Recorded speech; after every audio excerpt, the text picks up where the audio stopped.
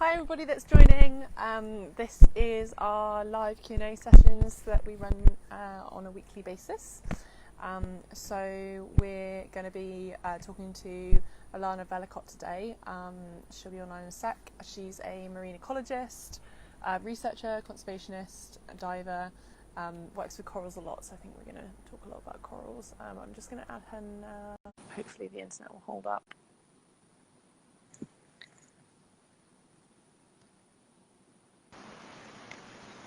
Hello. Can you hear me all right? Yes, can you hear me? Yeah, I can hear you good. Is that my mic that's crumbly? Oh, it could be mine. There is a bit of background noise with you. I think it might see. Yeah, I am. It's too disturbing.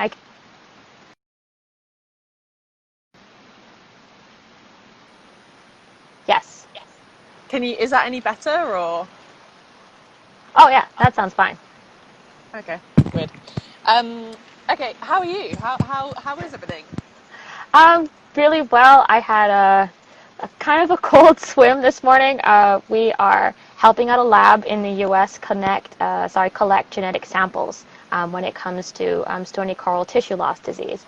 And so we were in the canal, and it's connected to the ocean, but it's further enough away from the ocean that it's not so warm. And so this morning was very chilly, and I was made fun of, and all of the other Bahamians were made fun of because we're freezing. And our new lead scientist is from Boston. She's like, "Oh, I've been diving in New England. That's where I was raised." And I'm just like, "Good for you. This is freezing."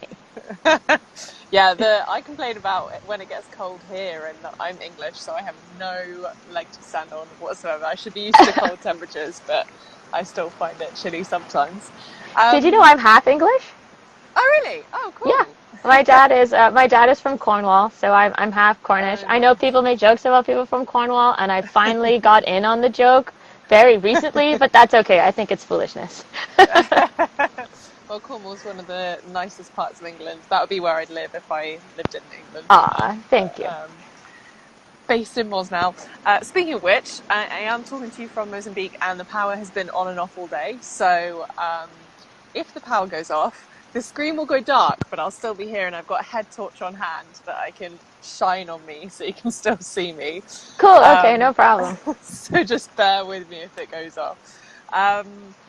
Yeah, so for people that are tuning in at the moment, do you want to just introduce yourself and what you do and all of that kind of stuff? Sure. Well, my name is Alannah Vellacott, and I am currently in the Bahamas, so I'm a Bahamian, born and raised. I just said my dad is English, so I guess half and half. But no, I'm a full-blood Bahamian, and I'm currently speaking to you from where I work, Coral Vita, Vita, and essentially it is the world's first land-based commercial coral farm that seeks to actually rehabilitate reefs. And we can talk about reefs whenever you want to talk about reefs, but it's my passion. I have a lot of hobbies like DIY. I go paddleboarding. My dog keeps me busy. A cat just recently adopted me and had her kittens in my apartment, and so I've got 3 kittens if anyone wants a kitten. Oh my gosh. But that's basically the long and short of me. Nice. Okay, cool. For people tuning in now who might not know what Love the Oceans is, so we're a marine conservation organisation. We're based in Mozambique. I'm the founder, and usually we would do a lot of different areas of research and community outreach. So we do a bit of coral reef research. Our mission is to establish a marine protected area here. So we do humpback whale, coral reefs, ocean trash, whale sharks, manta rays, and fisheries, and then we do 2 community outreach projects. But COVID obviously has pretty much meant that everything's ground to a halt. So unfortunately, we have had to stop all of our activities. Can't do community outreach. Not allowed gatherings of people. Can't do research. Not allowed to launch the boat. So instead, we have launched this Q&A series to invite cool, interesting guests on to talk about conservation around different areas of the world and different areas of conservation. So welcome. Thank you for joining us. Thanks for having me. It's really cool and an honor and a pleasure. It's lovely having you. Okay, so we got submitted loads of questions, Okay. but for anyone that's tuning in, if you want to drop questions in the, there is actually a question box, but you can also just drop them in the, although last week I saw that it didn't really let you, if it was a long question, so if you drop a short question, then you can drop it in the question box, but if it's like a longer one, then put it in the comments, and we'll try and get through any questions submitted and do our best. And yeah, if you're happy with it, we'll just jump straight into the pre-submitted questions. Sure, let's do it. Awesome. Okay, so the first question was just about how you got into your current role, but marine conservation and diving in general. What's your kind of story? Sure. I like to believe people are kind of predestined to be certain people, and then kind of, help along the way, guide you down that path. I think I was destined to be a water baby.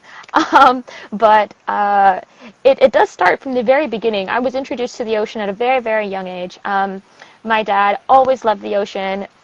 Only recently told me he wanted to be a marine biologist, but he wanted to be a marine biologist, and we lived in this community that bordered a mangrove creek system. And so literally steps away from my screen door, I had access to all of these creatures: fish, sharks, turtles, lobster. They were all right in my backyard. And with that, having a small child, you want to teach them to swim as soon as you can, just in case they plop into the water. So I was taught to swim at a very early age.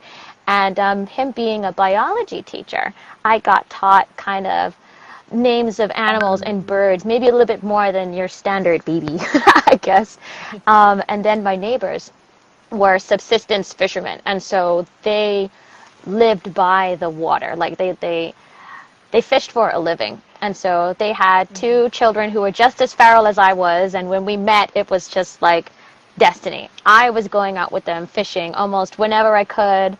I couldn't skip school to do it, but whenever I could, I'd go out fishing with them. And I was learning a whole lot just by having fun and fishing and interacting with that environment so often. And then I would come home with all of these stories, and my dad would tell me the science behind it. And that's kind of the little nest. Everybody, sorry about that.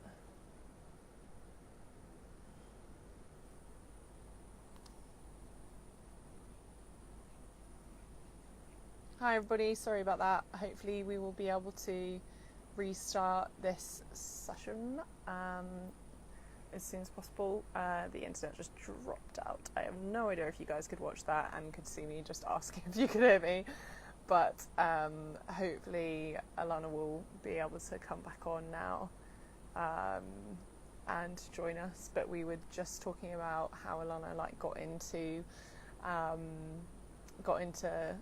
what she does now and her background. She was saying about growing up in the Bahamas, and also if you did submit any questions, if you could just submit them again in the comment or question box, because they got vanished with the last session.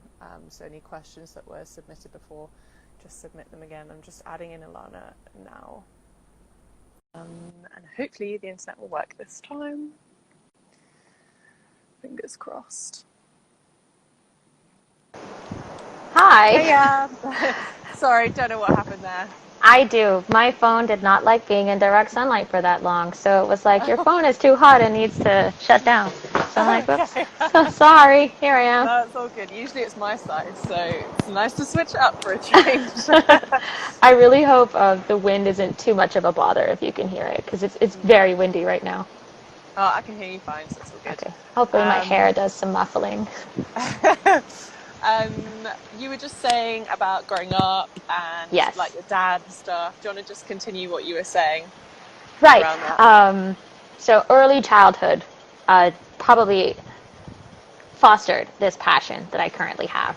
And then I learned to dive at 13. My high school teacher, my high school math teacher, who was a little bit of a grouch, which was very surprising that she would actually want to entertain teenage scuba divers. And so she approached us and was like, would anyone like to learn how to dive? It'd be a great opportunity. It's a great skill to have. Who knows? Maybe it could be your job one day.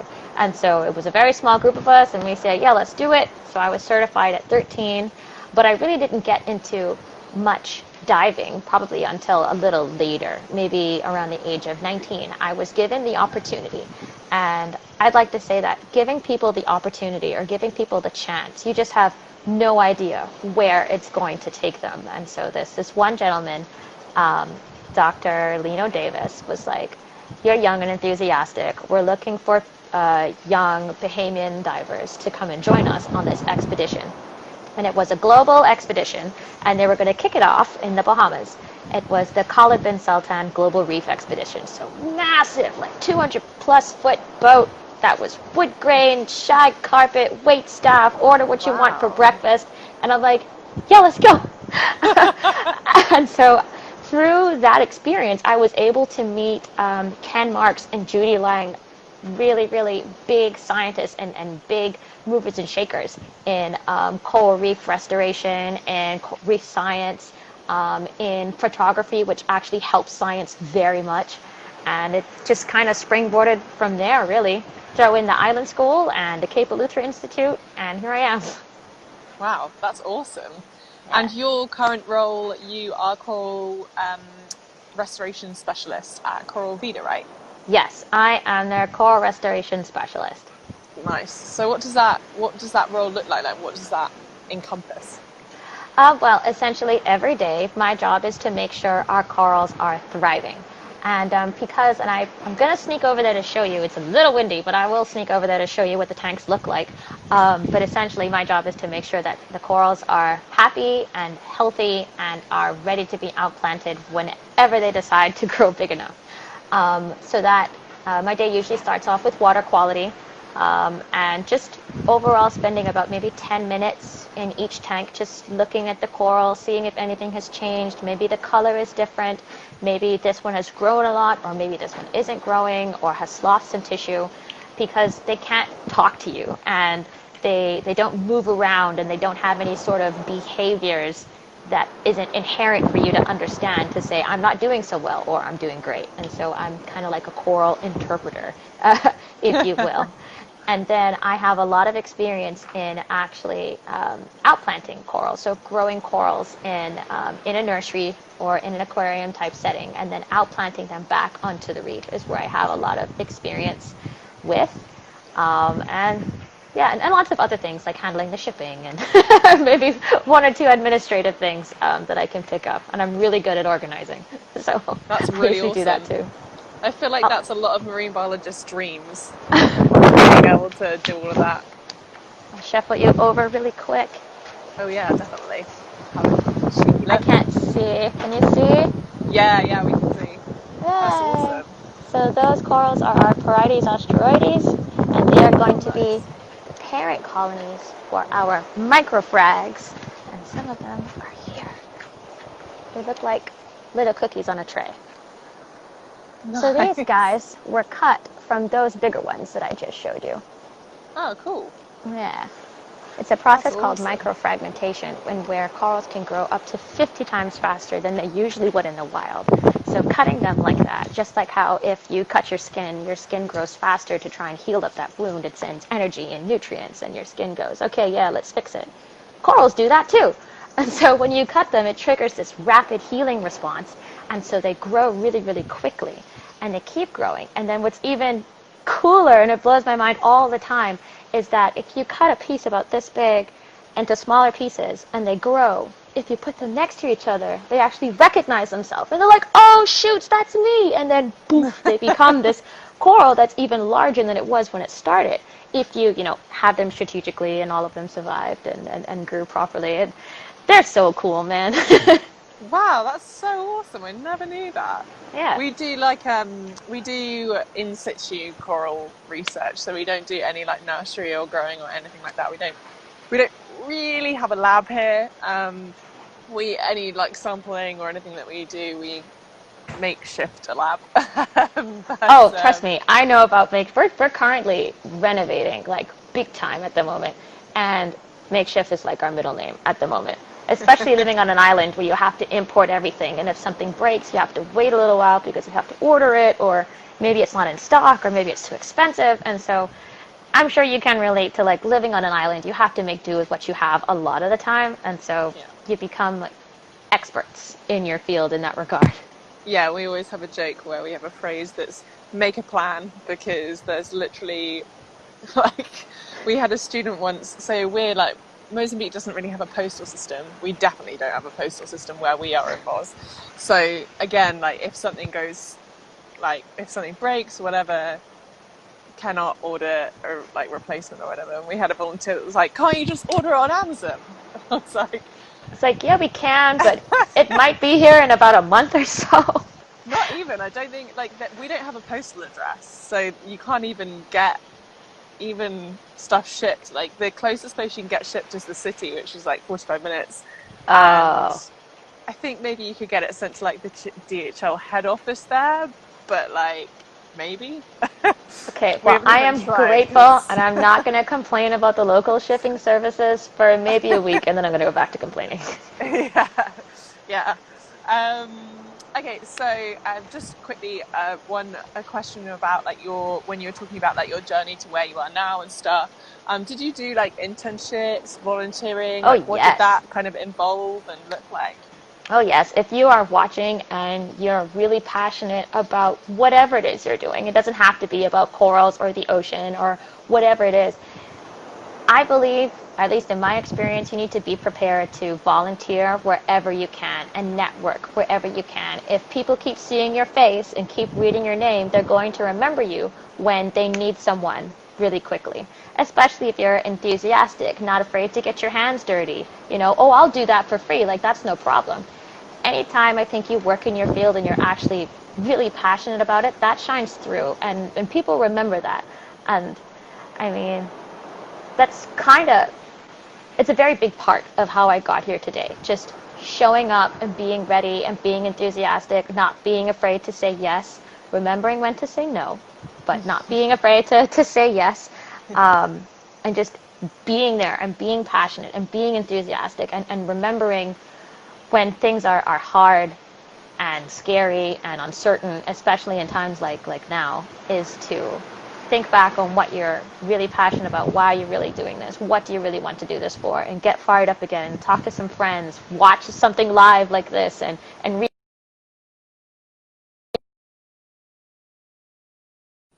Thank you. Oh, there you are. Yeah, it just froze for a second. Okay, so we talked about your role with Coral Vita. Did you, like, with that role and like looking after corals and stuff like that, did you have to do like extra training to be able to take on that role, or did you kind of already have all of that experience when you took the role?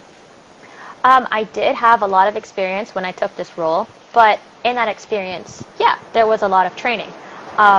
So I have essentially been a glorified tech for almost 10 years now.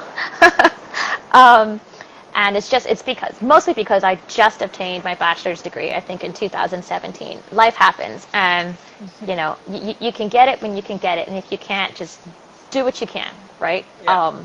And so I have been trained in several different marine ecology or biology or science methodologies, but in different fields. And so I was able to take those transferable skills and wherever I went, use those skills. And through those experiences, like surveying sharks, surveying conch, surveying fish, surveying coral reefs, just kind of almost anything you can think of that lives in the ocean, I may have had a hand or foot in it. And all of that experience led me to be, and also living here, helped me to be the best candidate they could pick. Have you got like a favorite internship that you did in your like career? Absolutely, absolutely, hands down. My favorite internship was at the Cape Eleuthera Institute with Dr. Ed Brooks when he was head of the Shark Research and Conservation Department at Cape Eleuthera Institute. Best. What was that? What did the internship involve? Well, it was. So I'm about 5'2" on a good day. So it was me and someone who was a little bit shorter than I am, and another burly guy, and we were to survey sharks around the area of the island of Eleuthera, so southern Eleuthera, and there's a lot of hard work involved. It was really really hard, but I wouldn't trade it for anything in the world. But we were running different projects at the same time. And so I think the gold standard still is for surveying sharks is longlining. And longlining is banned in the Bahamas as it's a very invasive and indiscriminate way to fish. But unfortunately, it's the gold standard for surveying sharks. And so every day, just about every day, I was setting long lines for sharks. But we had, well, obviously to survey the sharks and to tag them so that we can do basic shark demographic work. And alongside it, we were doing a non-invasive way to survey sharks called BREEFs, Baited Remote Underwater Video Surveys. Right, to see if this could possibly be a less invasive way to survey sharks and you still get that good data. And turns out, yes, BREEFs is a great way to survey sharks without being invasive. You do lose a little bit of data, but with technology now and laser pointers that helps you tell distance, that helps you tell length at a distance, technology has come a long way since 10 years ago. And so, yeah, it's absolutely a better way to survey sharks and longlining now. That's pretty awesome. Yeah, we're we're applying for a grant at the moment, so who knows. But providing that the grant's successful, we're hopefully doing a BREEF project next year to have a bit more of a look at the Alannahs population here. Because there's an active shark fisheries here for the shark fins.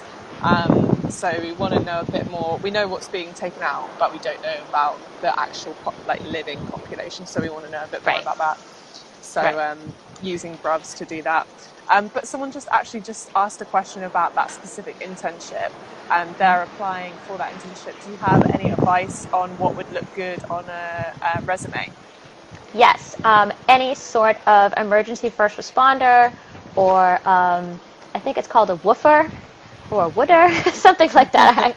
But it's like an EFR, but in a wilderness situation. And I'm sure you can get that in the US. I can't quite get that here. But any sort of rescue training or first aid training, definitely scuba certification. I would advise you have a step above open water. Advanced is great. Rescue is perfect. Anything above that, and of course they're going to ask you to do other things because it's kind of hard to find persons who are interested in or who work really hard in marine science, but also are amazing expert divers. What else?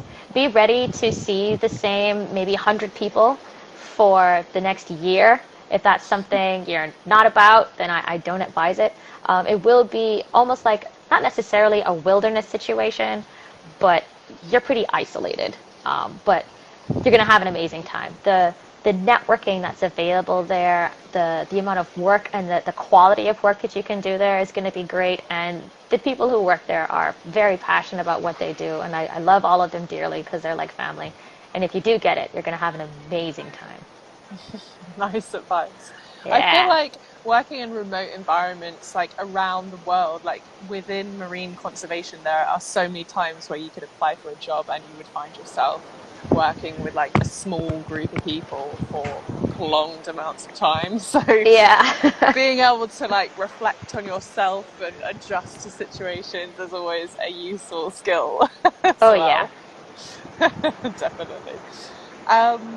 Okay, someone actually asked quite a specific question about the corals that you work with. Sure, let's try.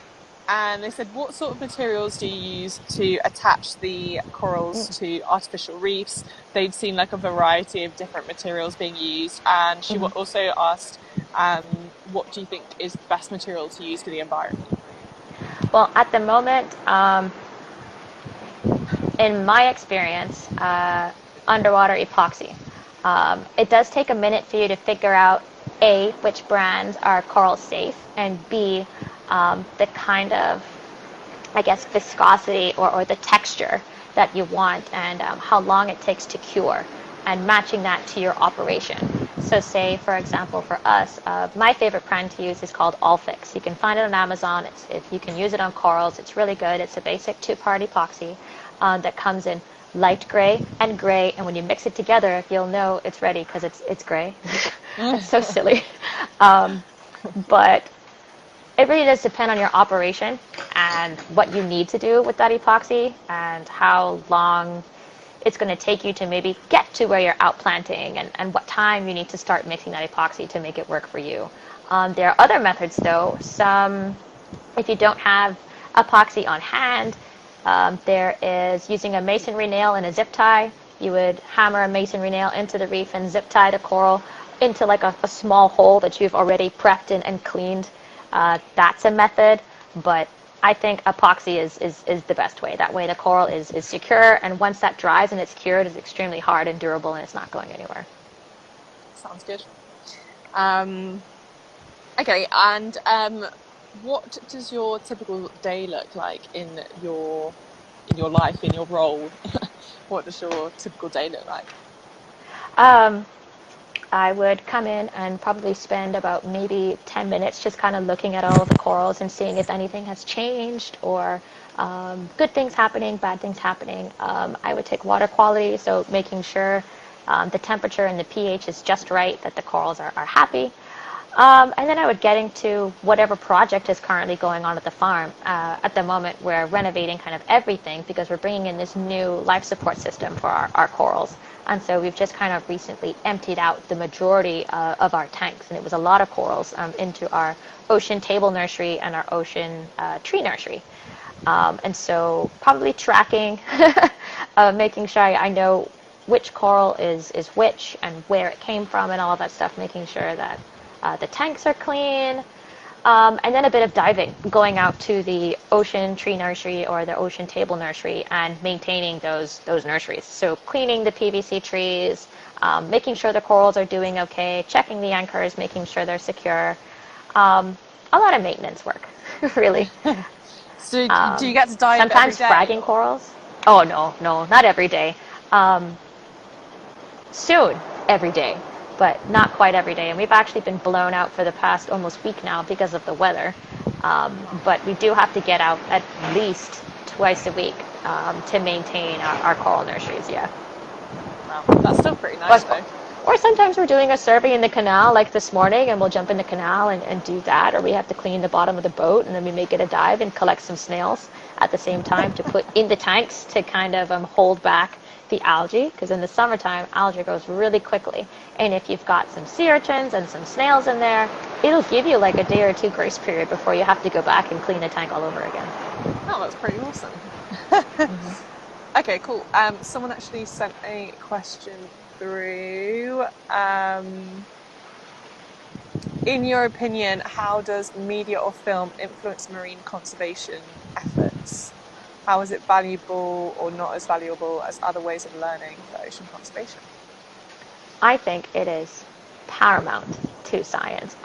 There's this saying, I think it was in Into the Wild, Christopher McCandless, that happiness isn't real until it's shared or unless it's shared. I think science isn't quite real unless it's shared and understood by everyone. Because this idea of conservation, loving something or understanding so much to the point that you want to protect it to make sure it's there, not only for you, but for future generations. You have to actually like that something or understand what that is. And science has a very awful habit of locking away all of that knowledge in papers or on posters, where that is also again locked away in jargon or on websites that you have to pay for. And then, like I said, if you even if you have access to those papers, if you're Joe Schmo who isn't a scientist but really loves the ocean and wants to learn more, it can be hard for you to decipher what that language is trying to tell you. And so other ways of teaching people science and getting them to understand is the way forward for conservation. It's a global effort. It's going to take everyone. It's not just the scientists. It's going to take the teachers, the doctors, the lawyers. Everybody is involved with science and conservation. And media plays a big role in that because we're on our phone every day, all the time, scrolling pictures on Instagram, right? And so you need photos and compelling photos of a reef that is dying for someone to understand, whoa, this is actually happening. And then you need storytellers to tell the story of how that reef dying affects your everyday life, because whether you like it or not, you are connected to the ocean, either directly or indirectly in some way. Either it's something you ate, it's a product you put on your face, or if you live by the ocean, it keeps you safe, it keeps you full and fed. everyone is connected to the ocean, and media plays a big part in showing us those connections. Yeah, definitely. We're partnered with an organisation called Photographers Without Borders, and they Oh, exist to like. Do you know them? I've heard of it. Yeah, yeah, yeah. Yeah, yeah. So Danielle, the CEO, she's so amazing. But they basically exist so that to bridge the gap between like charities and NGO work and communicating their mission and stuff. And so we worked with them, and they came out last year, and I learned all about like storytelling and how important it is to be able to communicate like what you're doing to a wider audience. Sorry, a massive moth just flew into my mosquito net, so I'm like, don't want it to fly at me. Yeah, like I learned all about like storytelling and how important it is, and it's just such an important tool. And even like Instagram and social media these days, like everyone and every organization, everything is so much more accessible. So like for us, like when we like, and for you, but anyone working in like marine conservation or well science in general, like trying to communicate what you're doing using social media as well is so important, because it like allows many more people to access it, and you can cut the jargon out and stuff. So yeah, media so important. Is the summary of that? Otherwise, no one is going to know what science is doing. And if the goal of science is conservation, people need to know what you're doing, understand what you're doing, and you have to take them on that walk and help them to grow to love what it is you're doing, to want to protect it. Yeah, definitely. Okay, and then someone's asked about diving with a purpose. What is diving with a purpose? Like, what's the story there? So diving with a purpose is a group of very, very enthusiastic divers who are so close to my heart. I may get emotional. And essentially, what their mission is to travel the world and to tell the story of slave ships that have gone down, especially during the transatlantic slave trade, especially ships that are connected to African American history. And they go down to collect baseline data about that shipwreck. Because a shipwreck, yes, you may be able to kind of interpret what type of ship it was or whatever it is, but unless you actually go down there and survey and take a close look at a lot of the more minute details or the small finds that might be around those shipwrecks, you can tell a full story. Someone might be able to connect their heritage, and a lot of people have, and communities have connected their heritage to a lot of these shipwrecks. And so that's essentially their main mission, to preserve those stories before they're gone. Because shipwrecks don't particularly last a long time, especially if there's high fishing pressure or a lot of boating in the area. So making sure locking away those stories and putting it in a place where people have access to it. Yeah, definitely. But they're all volunteer divers. They're not all marine archaeologists. They're like doctors, lawyers, scientists, just people who share that common goal and want to help out. It's a volunteer organization. See, more proof that anyone can get involved in diving and the underwater world. Right, absolutely. So you worked on Enslaved, a documentary. Is that linked to diving with a purpose? Is that like connected, or were those two completely separate projects? No, they're definitely connected. So as a member of Diving with a Purpose, well, I guess first when I was asked to audition, they said I would be diving under the flag, diving with a purpose. And so I looked it up, and they said, yes, you'd be trained as a diver from Diving with a Purpose, because that group had actually found and documented a few of the ships that the producer and the director were interested in telling those stories. So Enslaved is telling the stories of the transatlantic slave trade through diving those shipwrecks and interpreting what may have happened and connecting it with the history and connecting it with the science. And then there's a lot of diving involved as well. So it's a very different take on telling the history of African Americans and the transatlantic slave trade. And so they had already come across all of this research and had this research. And then I became a member, and we traveled the world, diving shipwrecks and linking with historians and archaeologists to tell those stories. Wow, that's pretty amazing. And that's available on I want to say BBC. Yes, it's Yeah. it's on BBC Two, and you can watch it on iPlayer. It's also on CBC. I think it's still airing on Sundays on CBC, and you can also watch it on CBC Gem. If you're in America, you can watch it on the Epix channel, or you can go on the Epix website and watch it there. Or if you have Amazon Prime in the US, you can actually subscribe to the Epix channel in Amazon Prime, and you can watch it there too. Nice. We can't access any of that out in Mozambique, so I had to get my mum to watch it and then send me a It's message going to about what it be... was about. I'll repost it again, but it's supposed to be slated to be available in your region soon. I don't remember the date. Yes, and I think it just aired in Germany as well. I think on the History Channel. I think it's going to be available in your region on Nat Geo. I'll have to go and find that graphic and repost it. Yeah, definitely, because I really, really want to watch it. It looked like, from the clips that my mum sent me, it looked really, really good and like so interesting, and stories that just need to be told. So yeah, it was probably the hardest thing I've ever had to do, is to hold artifacts that were meant to hold you in place and to enslave you and to make sure you would never ever escape. And being asked to articulate those feelings is one thing, and then being asked to say it again to get the shot, sometimes I couldn't do it, and it would be a little too painful, but they would understand. But it's important to get the shot, and so you would have to try and articulate that raw feeling again. Yeah, to feel it the first time and then like have a camera on you and that like added pressure and just like, yeah, wow, respect that you could do that, because thank you. That's pretty heavy stuff. Yeah, okay, so just moving on to your job role, someone asked what your least and your most favourite parts of your job are.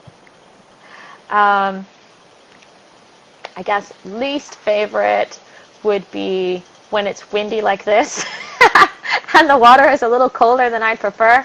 That's the least favorite part, is getting out of the water. It's just cold, and I hate being cold. I can't think, I can't work. I don't like cold water very much. But favorite part is having aha moments when you've been watching this coral for a little while, and then something just clicks in your head, and it becomes clear to you what you need to do next, or it gives you an idea to improve the system, because a lot of this is still being pioneered. Anyone who's doing coral science at the moment are pioneers. They're pioneers. They're doing something that really isn't very well known, and so coming up with new ideas to make this process easier or better or faster or better for the corals or better to rehabilitate coral reefs is probably my favorite part. That's awesome. Okay, and then what does the next 5 years look like for you? That is a great question. I have no idea what the next 5 years looks like. Hopefully they keep me here at Coral Vita. I'd like that. Oh, I just got a thumbs up from my farm manager. Thanks, Joe. But no, I absolutely have no idea. I do have a passion for science communication, it would seem, because I really do feel like science just isn't real unless it's shared. And if someone can latch onto anything about me, my personality, my skin color, where I grew up, the privileges that I have or the privileges I did not have, my hair, anything, and fall in love with my story and my message, which is all of our story and all of our message, then I believe we can all come together and in an understanding that this world is not for us to dominate, but it's meant for us to protect and to take care of and to give to future generations, so that they can enjoy all of the sights and sounds and tastes that we get to have every day. Yeah, inspire more people to get involved in conservation and protecting this world that we live in. So if I can work on, I don't know, my presentation skills or public speaking or something like that, maybe I'll take that somewhere. But honestly, I'm I'm just going wherever the currents take me. I'm swimming a little bit, like, yeah, there's some effort in there for sure, but I'm just going wherever the currents take me, and you only get one ticket at life, so I'm going to ride it till the wheels fall off. Who knows? Take every opportunity. Yeah. Yeah, someone said that they actually saw you on Shark Week as well, so... Oh, yeah. Man, I was the only black female expert in that whole show, and that really opened my eyes in that. Yeah, I've heard that it's not the most diverse week on the planet. So, yeah. No, it isn't. But I believe in them. You know, I'd like to look at it really optimistically and saying they got a great response from seeing Andre Musgrove and I on the screen and being experts and being passionate about what they do, about what we do. And so hopefully they're going to take that and run with it, because they'll have even more eyes and more support if they do diversify their channel or that week just a little bit more. Because we exist. We're here. It literally just takes looking up a hashtag, Black and Diving, or Black Women in Science, or Black AF in Science. It's so easy to find us. You just need to exert a little bit of effort. And we're here. Yeah, definitely. Okay, I'm just quickly checking back through questions. Someone actually I think I saw something about natural hair. Yeah. Someone just said, can you share your routine and how you protect your hair? Super quickly. I got a lot of hair, and so that means there's a lot of conditioner. I usually use protective styles when I know I'm going to go diving, because if I dive with my hair open like this, it's going to be dreadlocks when I come out of the water. If I spend 5 minutes or 20 minutes, I'm coming out looking like Bob Marley. And so there's a lot of conditioner involved, lots of scrunchies. Pictures get taken of me all the time, so using headbands to kind of keep away all the flyaways so you don't have like that spidery stuff going on. I twist my hair a lot. I put my hair in pineapples a lot. Just kind of anything I can do. I mean, but like, I can't avoid the sun bleaching my hair. I think it's pretty, so I can't avoid that, and that's okay. I trim my hair maybe once every 6 to 8 weeks, getting rid of single strand knots. I have a ton all the time. But buns, twist outs, lots of conditioner, lots of oils, and you should be good to go. Nice. Okay. And someone said, have you got any, that's a good one. Have you got any reef safe sunscreen recommendations? Yes. What's it called? It's called So Good. It's called So Good. And funny enough, whenever I try reef safe sunscreens, reef safe meaning like I only use mineral sunscreen.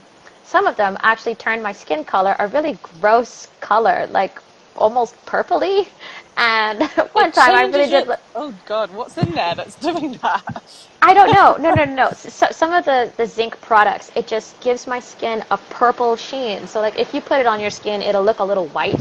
I don't know what's happening, but it makes my skin almost look blue or purple. I don't know why.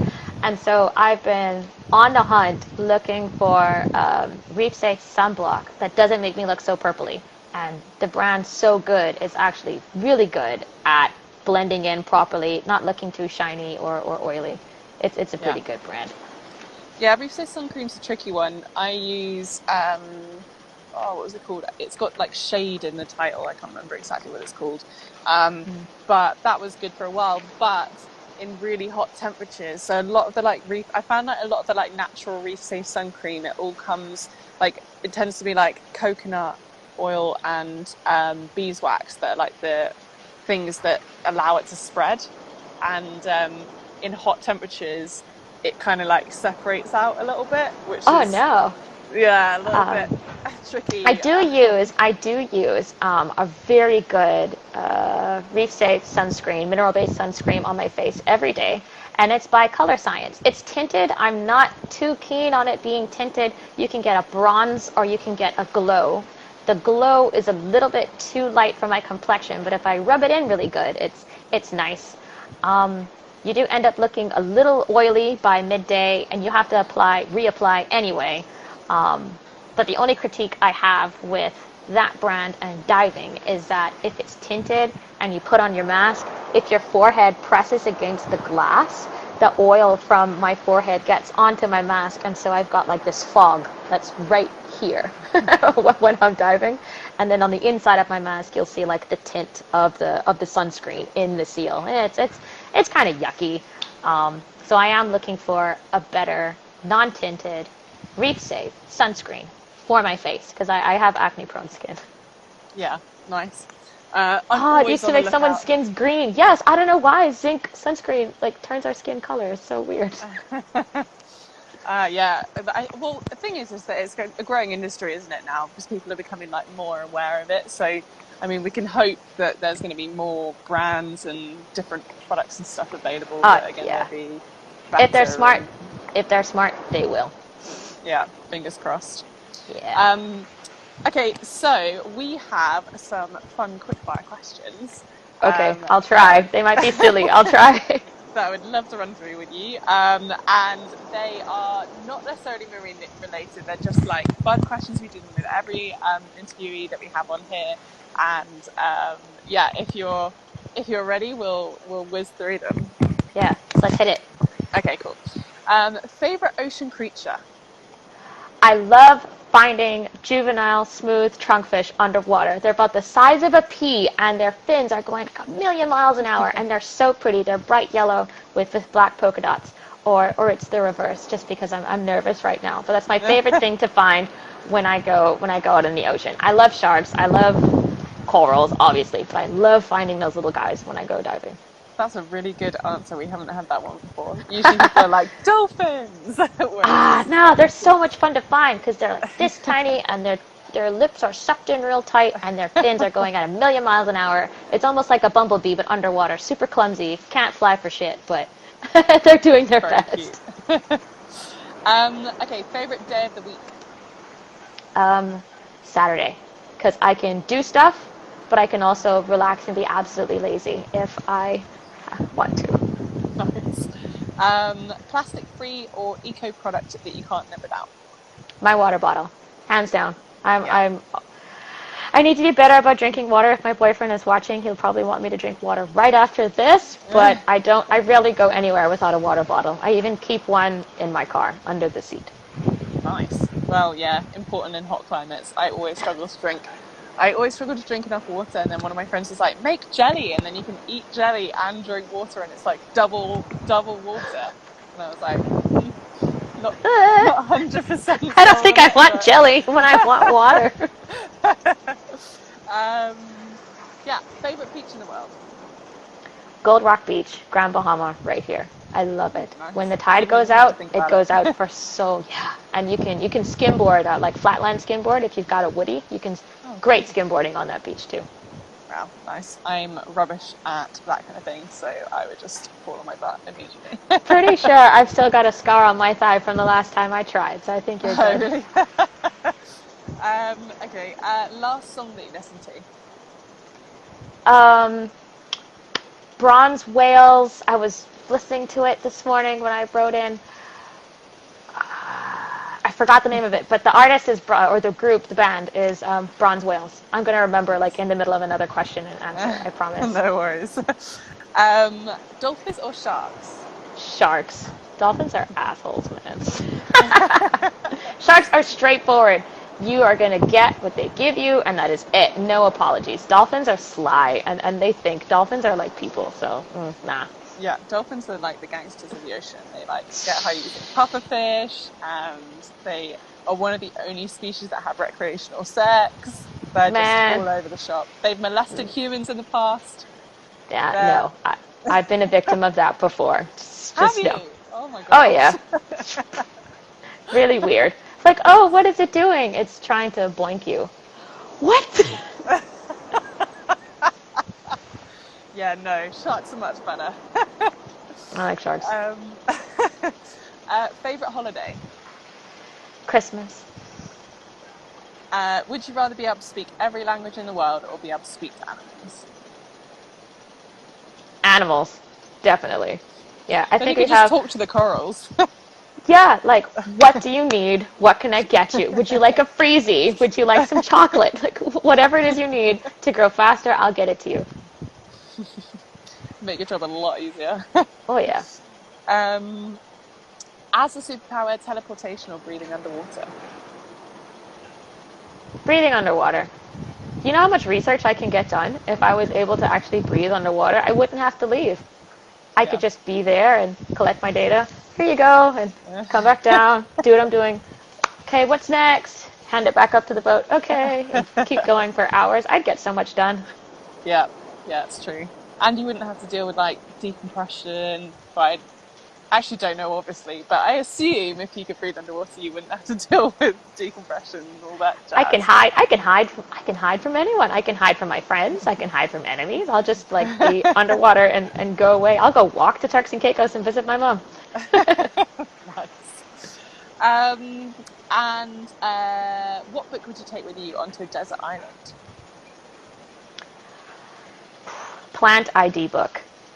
Hopefully for that specific region, so that I can know what to eat. I'm rubbish at reading fictional things. I can't tell you the last novel I've read, but I read a lot of textbooks, a lot of ID books, a lot of DIY books, so probably plant ID, so that I don't kill myself trying to eat something that I shouldn't eat.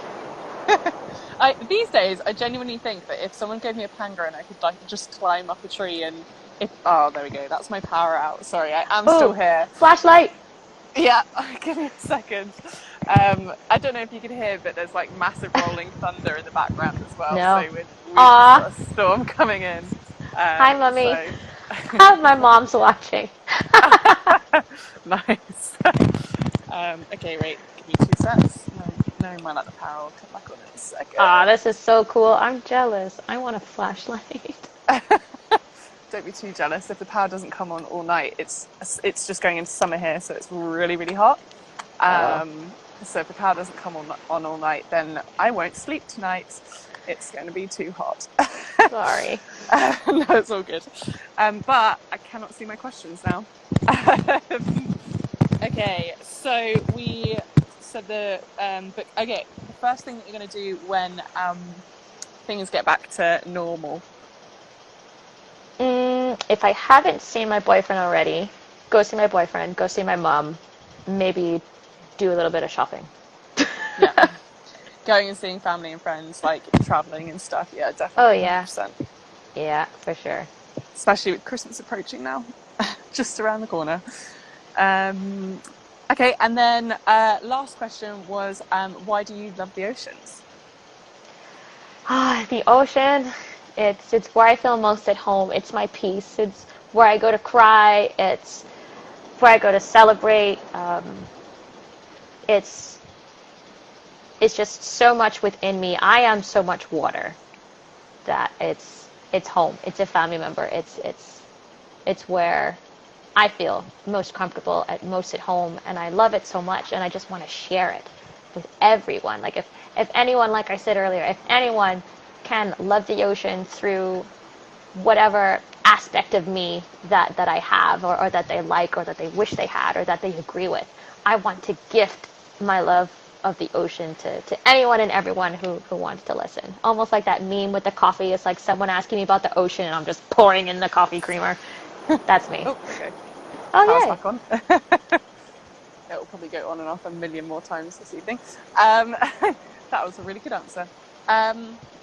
Okay, so just before we wrap up, is there any like upcoming projects that you want to talk about? Anything that anyone should look out for, or anything like that? I did talk about it a little bit earlier, but if you are interested in learning a little bit more about the plight of African Americans and any Afro race, I highly encourage you to watch Enslaved, the documentary that I'm in along with Samuel Jackson. I'm going to post how you can watch it in my story, but it's on most streaming services in America. It's on the FX channel.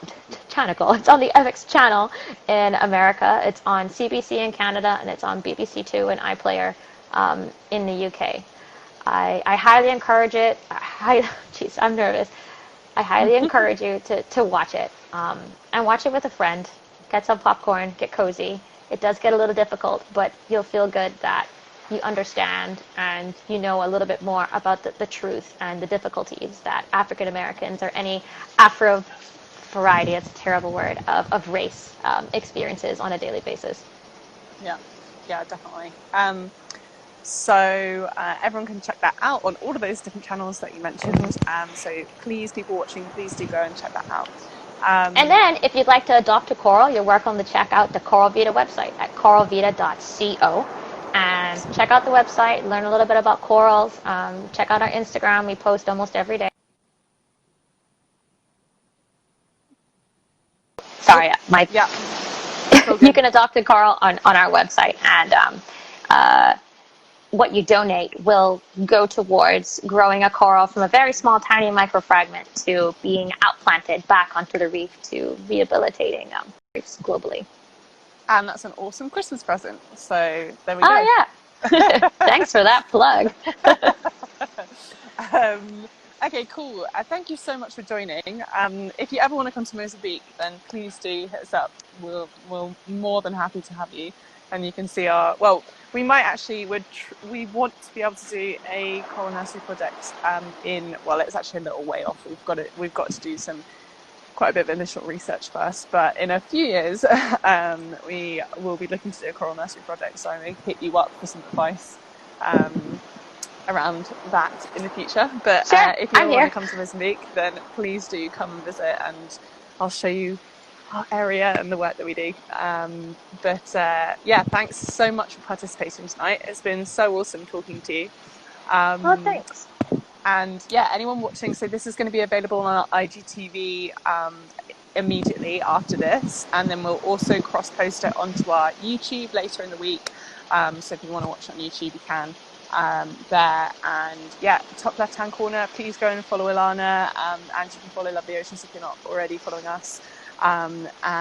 Thank you so much for joining and answering all the questions and all the rest of it. Absolutely. It's been lovely chatting to you.